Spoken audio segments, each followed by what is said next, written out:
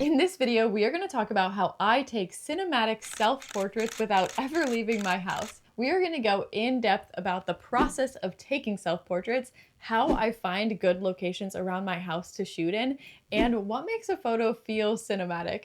I'm going to timestamp everything down below, so if there's something specific you're looking for, feel free to jump around, but let's get started. We are shooting at sunrise right now. I would suggest shooting at sunrise, sunset, or like an overcast day to get the very best lighting to get the most cinematic photo. For a cinematic photo, it's not necessarily going to be a good photo, it's going to be a photo that tells a story. So let's kind of collect in our minds the story we're trying to create and come up with an idea. If you're having trouble thinking of an idea for a picture, going to Pinterest is a great place to start, or if you look at some of your favorite movies and copy some stills from a movie, that is also a great place to spark inspiration.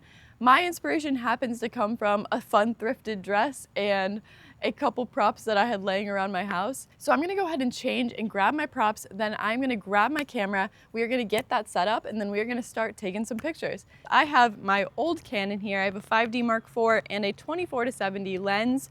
I'm using a Peak Design tripod. I don't think gear matters so much. I've shot with smaller cameras, I've shot with my iPhone on a self-timer. You can really do anything. You also don't even need a tripod. I'll use a tree or a stack of books or something like that to take self-portraits. But I love shooting in the backyard. I've shot so many of my self-portraits in the backyard before. To get started, we are gonna turn on our camera and we are gonna be using our phone as a remote. I downloaded the Canon Connect app. Most phones can connect to a camera nowadays. That's just, they pair well, and you can use your phone as a remote. So I'm gonna log into the Canon Connect app. If you have any questions about how to connect your phone to your specific camera that you have, there's a bunch of tutorials about it. I'm not gonna go too in depth about it. From your phone too, a lot of the time you can adjust your settings and everything. I like to get everything set up how I want it to be on my camera first, get my camera in place, and then I can adjust the settings from there. It's a bit of a cloudy, overcast morning, so I think I'm just gonna shoot with this greenery behind me and put my camera over here for right now. Okay, we have our camera set up, we have our props in hand, and we have our phone connected to our camera. Another great way to get like cinematic photos is to kind of take a series of photos, because once again, we're telling a story, we're showing a feeling. So if you have all medium shots, like how I'm talking to you right now, you're not gonna get the whole picture. If you have a couple shots where you're all the way out here, you can kind of see the environment a lot better and get a better idea of where your character is. And if you get some close-up details, like the flowers and the basket, or like a close-up of my eyes, it tells a different story. And all three together kind of really encompass the feeling of the character. So I'm gonna go ahead and just kind of start taking some pictures and we'll see what we can come up with. This is a great time to just let your creativity flow. Having yourself on your phone is a great way to be able to see the frame. In our next location, we'll talk about what happens if you can't see the frame. I also set it to a 2-second timer most of the time, occasionally a 10-second timer, because another challenge is getting rid of your phone after you take the picture.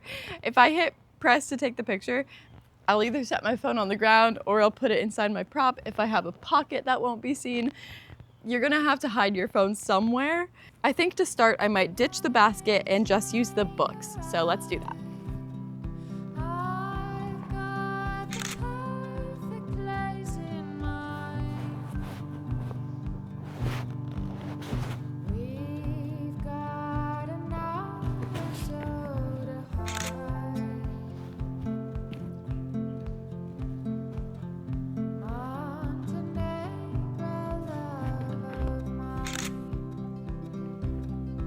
As I'm shooting, the more I'm like, I think I want my character to kind of be like sad and in love.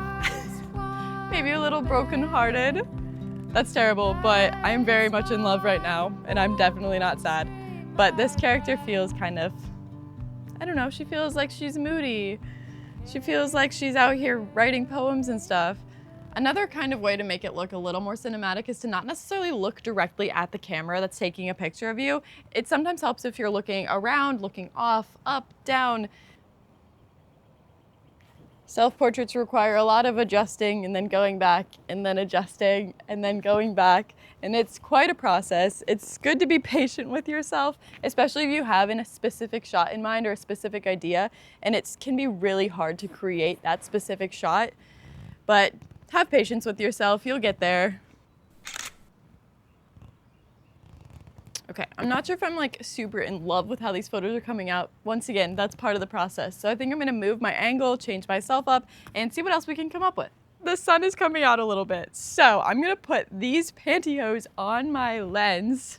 Obviously use a fresh, clean pair, but if you've never tried this before, you definitely should.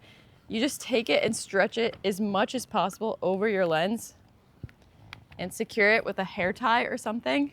This can create a super cool effect, especially if you're shooting in direct sunlight. It creates like a fun hazy look, which I guess for the cinematic look works pretty well. I think I'm gonna try and shoot with these flowers because I think we can create something pretty cool from that. Let's adjust our settings also because it is a little bit bright out.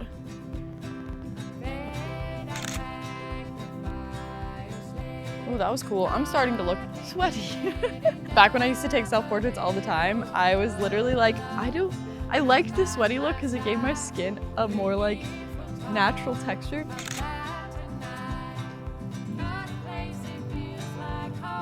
Don't be fooled too by like the still that you get on the back of your phone, because it's not necessarily the picture that got taken, which is kind of annoying, but it's what happens.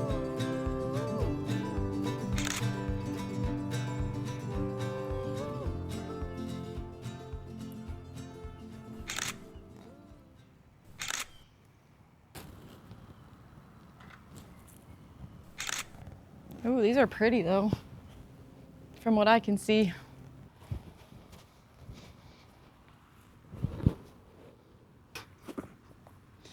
Okay, I positioned myself by a tree. This isn't necessarily a wide shot, but I think it's kind of really inviting people into the story, and I really like this location. So, we're gonna play around with some stuff here. The photos and the memories will never be enough. But if I could walk those streets today, would you still feel so far away? I think I want a close-up detail shot of the book and the apple as well. So let's do that. Stepped on that airplane and let it. The way I am absolutely sweating right now, but you saw how we just kept changing angles, changing positions. The story really adapted as we went on. I'm really happy with the stuff that we have so far, and I have one more idea I want to share with you because I can already hear it now. What if I don't have a big tree or a bunch of greenery all around me? So what about if we pointed our camera directly at the ground and use the ground as a focal point? So I'm gonna go ahead and get my camera as low as possible to the ground. It is just about a foot off the ground right now, and I'm going to shoot horizontally, and I'm gonna go ahead and grab the book and I'm gonna lay in the grass right here. So I'm gonna first try and find my frame by using this book as like a guide, just so I'm not like laying in the ground straight away. My fiance's coming over later to mow the grass, but right now, while the grass is tall, it's actually a great time for this.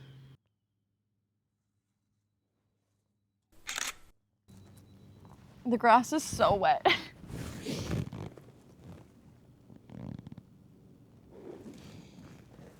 Let's try this and see if we like it. Okay, I don't necessarily want me to be the focus of this one because I think I want more of like the book to be the focus. So let's try and zoom in a little bit here.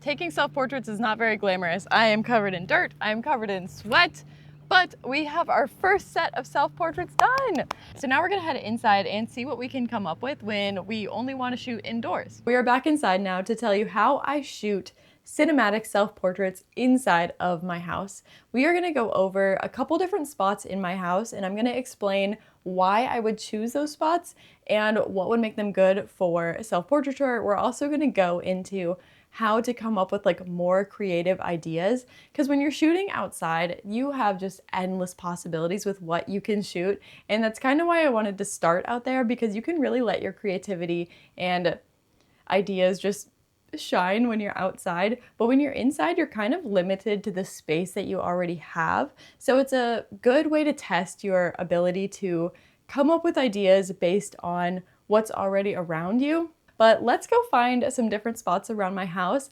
and see what we can come up with. So when I'm walking around my house, the very first spot I saw that looked good is my laundry room.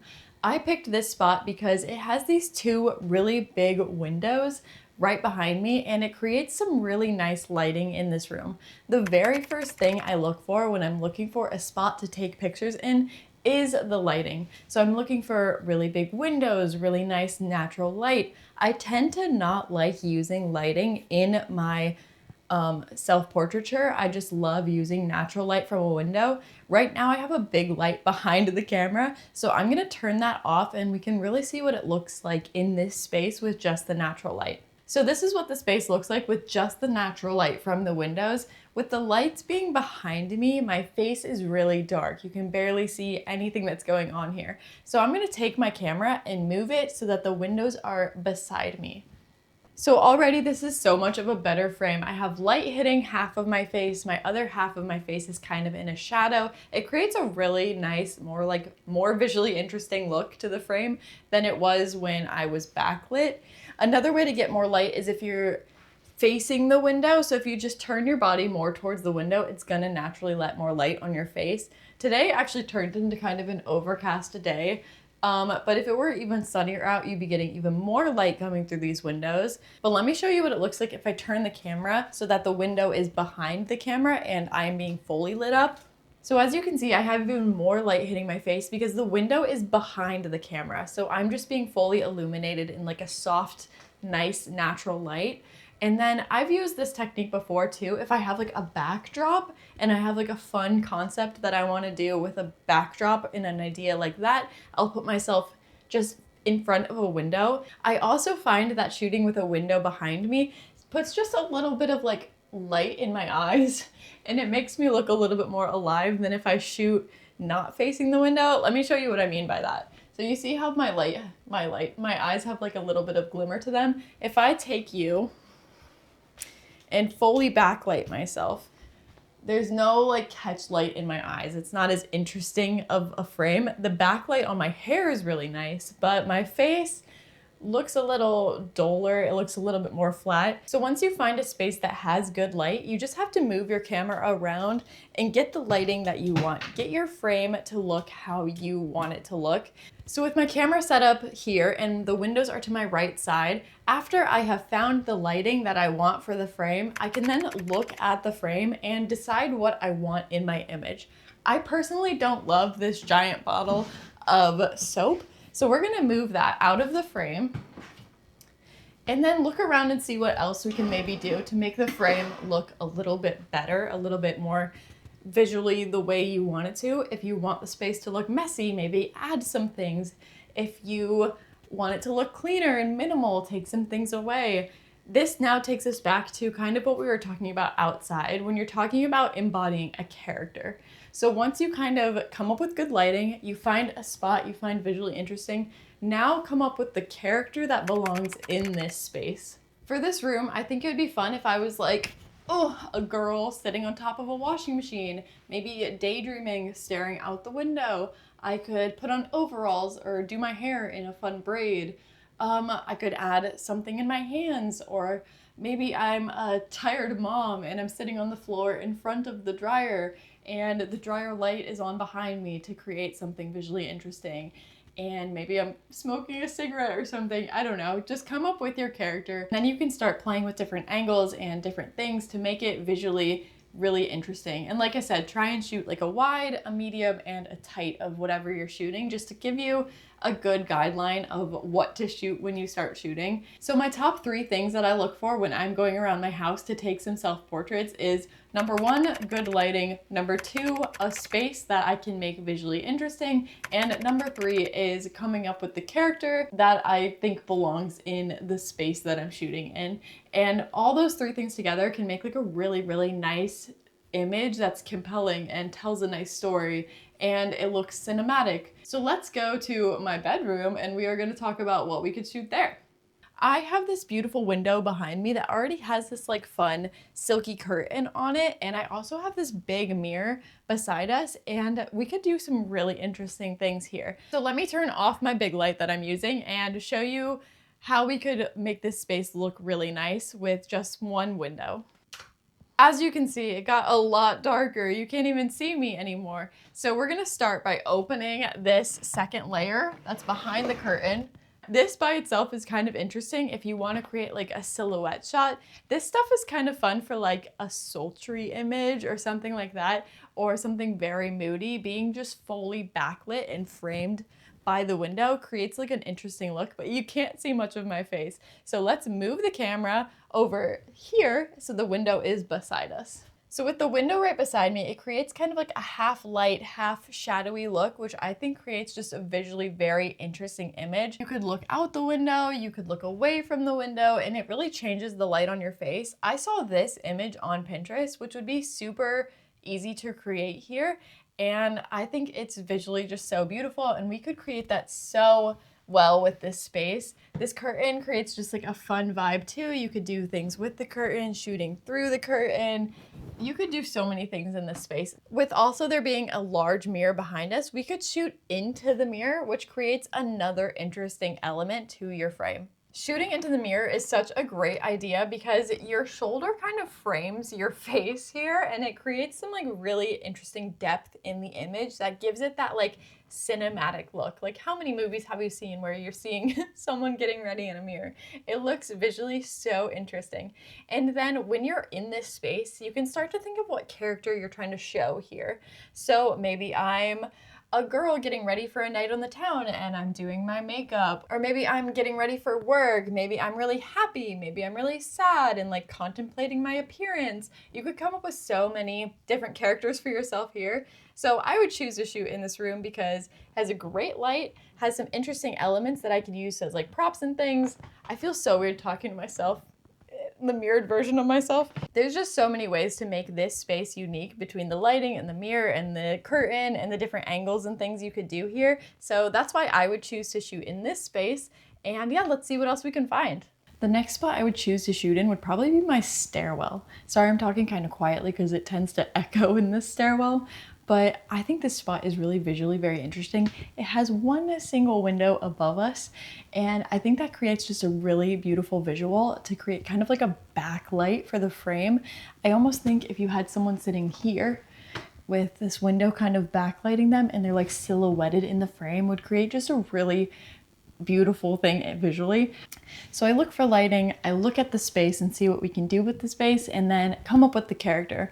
So we have a nice window that we could use to backlight the frame.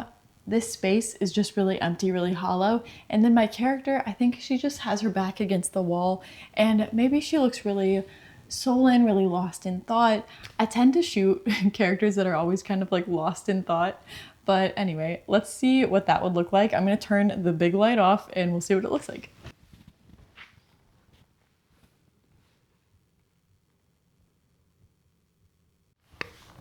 I feel like this creates a really fun visual of just, I don't know, this stair kind of adds a leading line into the frame. This window creates a really fun glow to the image. And I think it's just a really beautiful frame. But yeah, so this would be another option that you could find. They're all a little bit different, a little bit unique. So walk around your own home and like find what's beautiful inside of your home and really just go with that. We're gonna go back into the wood room now and take some selfies in there. Okay, so now we've discussed finding different areas around your house to shoot at and what to look for, especially if you don't have lighting equipment. So now we are back in our wood room where we are going to come up with some other self-portraits. We are going to talk about what to do if you don't have a remote to use or like you don't have a camera that will connect to your phone. And we are also going to talk about, hi bats. And we're also just going to come up with some more creative ideas when you're kind of confined to one space. When we were outside, we had the whole world to shoot in. So now we are just going to use this wall mainly as our backdrop. So let's get our camera and get our tripod and let's get shooting. This camera is set up now, so let me go put on an outfit and I will be right back. I have my camera set up here. You can kind of see it. We have a super wide angle on that one. He gave me his hat. This table is very much in the way of everything I have going on right now with the camera and trying to take pictures, so we're gonna move the table. Sometimes you have to rearrange a little bit of furniture.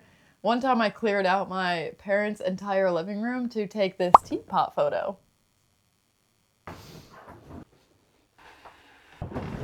That's better. The table is still right here, but I have so much more space for this tripod. Okay, so I am connected to my phone again. Let's just kind of we're gonna warm up. I'm just gonna start taking a couple pictures with my phone as a remote still to just kind of get an idea for like what I want to shoot. I need to move the microphone. Don't look. These are fun. I have a curtain actually behind this window that I'm gonna move because I don't think I want as much light on the back wall. Oh yeah, I think that adds kind of a bit of mood to the picture.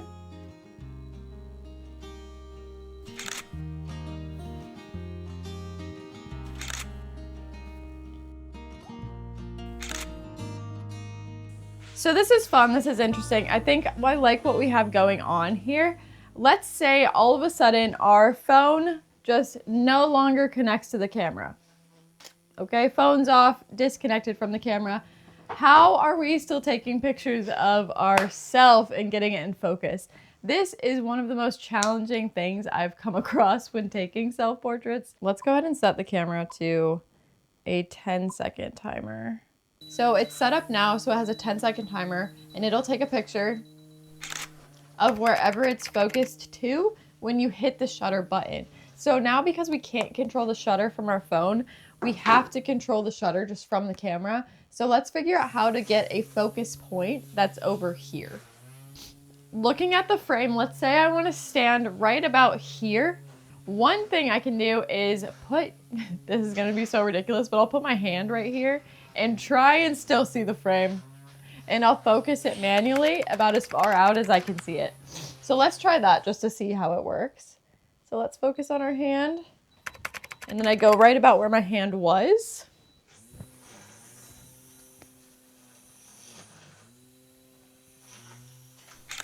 So let's look at that and see if it's in focus. It was terribly out of focus. So let's try a different method. I'm going to use my cat's tower plus a lamp, and we're going to focus on the lamp and see if that works any better. Okay, so we have it set to a 10-second timer. I know where the lamp is, so let's stand right about where the lamp was.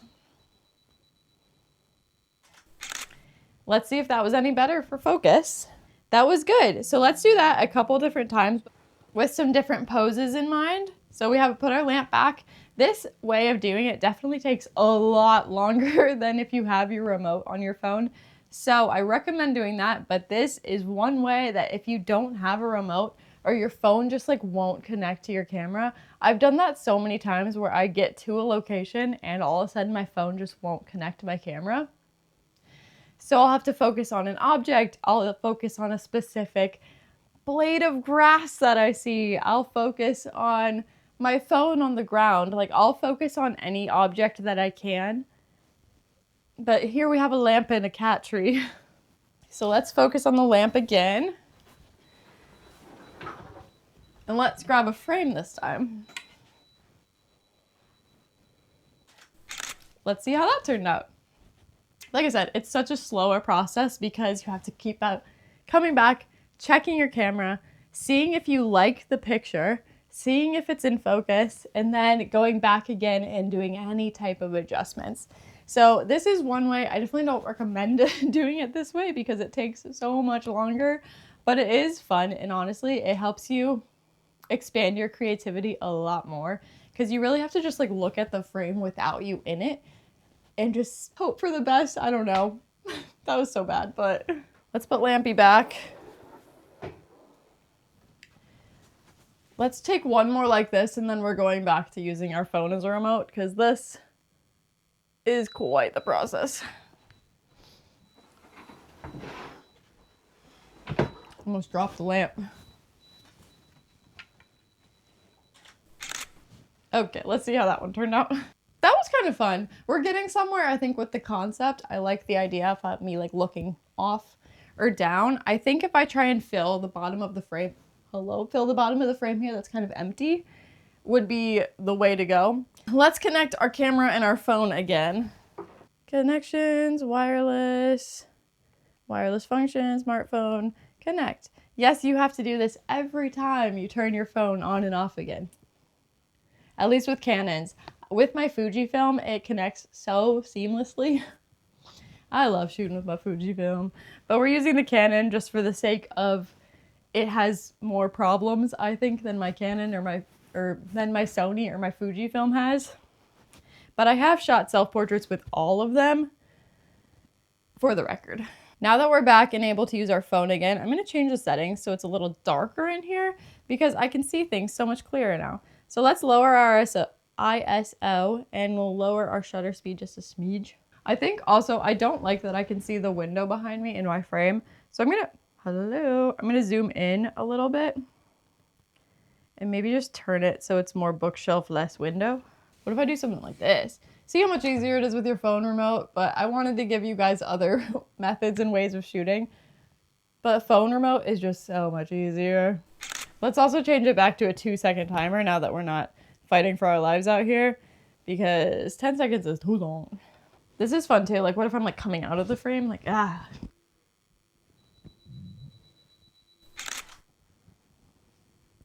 trying to think, because we're going art themed, I'm gonna grab a paintbrush. How do I want to, like, should I be like fully in it? There's a lot of things happening here. This truly is how I take self-portraits though. This isn't a how-to. This is how I do it. And it's a process. What if I hold it with my hand? What if I am the easel? I don't have an easel.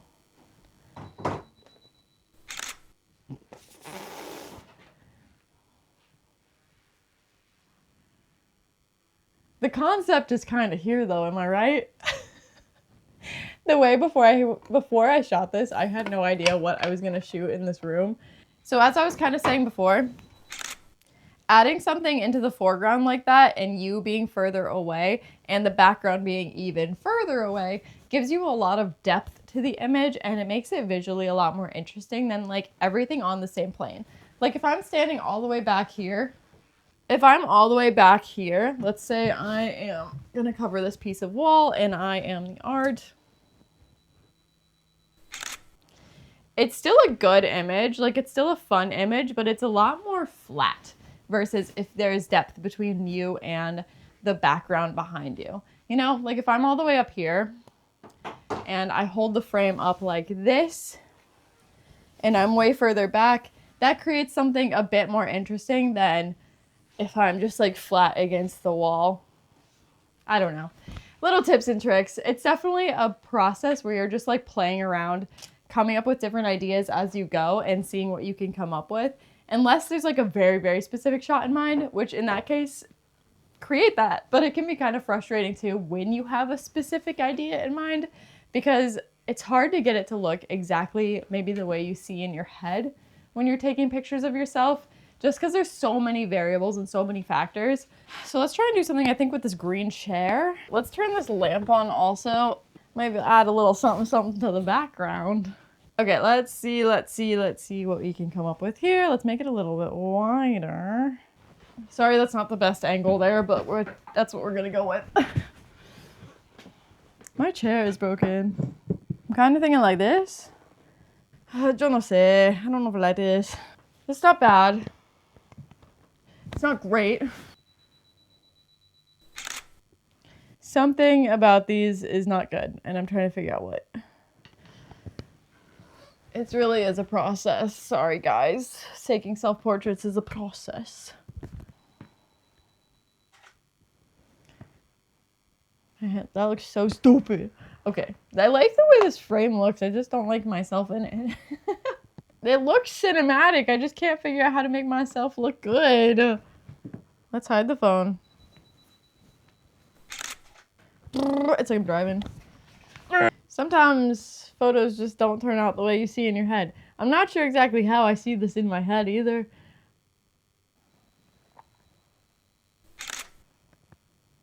That's ridiculous. I feel like I'm overthinking like making myself look good, when in reality I should be thinking of like the concept I'm trying to make look good.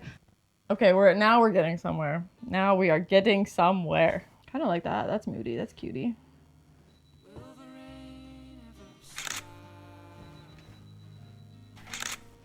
Is that cute? Like I look outside the frame like I'm stuck in here or something?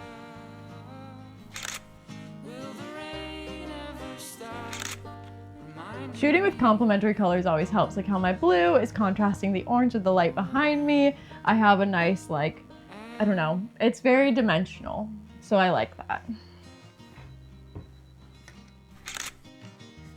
I'm gonna lower my shutter speed down just a smidge more and try and take some like low shutter pictures. I'm gonna scooch back also. And then we're gonna focus on the frame. Frame.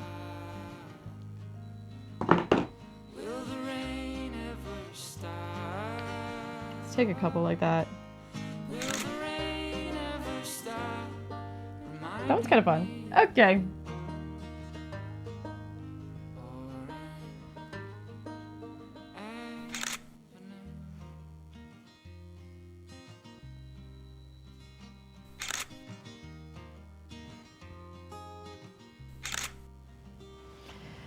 That works. Okay, we took a couple different medium shots and then a couple different types of close-up shots just to give a little bit of more of a cinematic feel. And I am covered in paint. I think these turned out pretty cute. Let me do some like photo stacks for you just so you can see kind of like what we came up with. And yeah, I'm super happy with how this has turned out. I had so much fun filming this. Thank you so much for watching. I hope you were able to get some creativity sparked in you. I think we got some fun stuff. We really expanded our creativity. I'm gonna get cleaned up and then we'll take a look at the pictures.